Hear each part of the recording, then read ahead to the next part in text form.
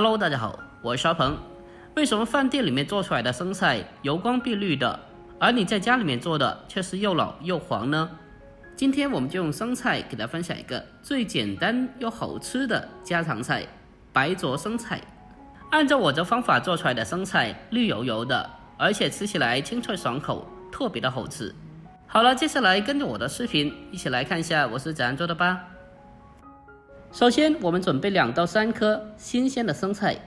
生菜我们要选择当天新摘的，这样的生菜水分没有流失，而且吃起来更加的清脆爽口又好吃。接下来，我们先把生菜给它处理一下，先把生菜的根部给它切下来，去掉无药，然后再把生菜的叶子一片一片的剥离出来。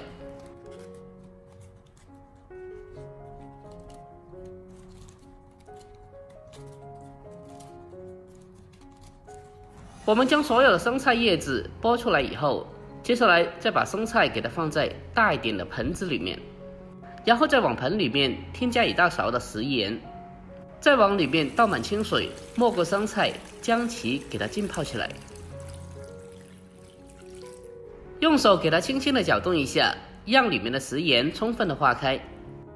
把食盐充分的搅拌均匀之后，接下来我们先把生菜先放开一旁浸泡10分钟。备用。下面我们再准备些许的小料，准备几颗大蒜，先把它的根部切下来去掉，然后先把大蒜给它先改刀切成薄片。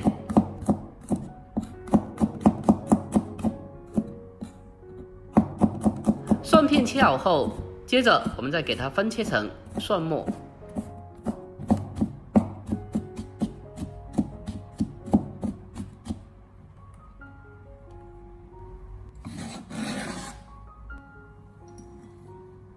然后再准备少许的红尖椒，准备少许就可以了。先把红尖椒给它对半切开，然后再去掉辣椒籽，最后再改刀切成红椒丝。全部切好后，给它放在蒜末里面。接下来起锅烧油，把油烧至6成油温，然后再把滚油给它浇到蒜末里面，将它炝香一下。最后再往里面再添加适量的味极鲜酱油或者是白灼汁，最后再用勺子给它搅拌一下，给它充分的搅拌均匀。就这样，我们的这个白灼汁就已经制作完成了。搅拌均匀之后，先给它放开一旁备用。好了，这时候的生菜已经是浸泡10多分钟了，我们来给它清洗一下。我们在清洗生菜的时候需要注意，特别是生菜的菜帮，这个位置非常的容易藏有泥沙的，所以在清洗的过程中，我们最好的给它一片一片的认真的清洗，把生菜帮上面的沙子全部的清洗干净了。我们在经过前期的浸泡过后，里面的沙子就非常的容易脱落下来了。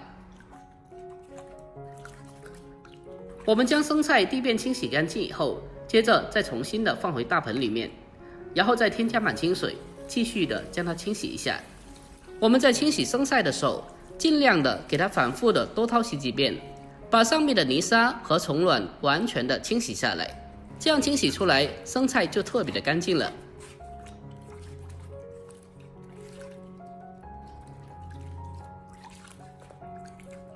生菜经过反复的淘洗干净以后，接下来先给它放在盆里面备用。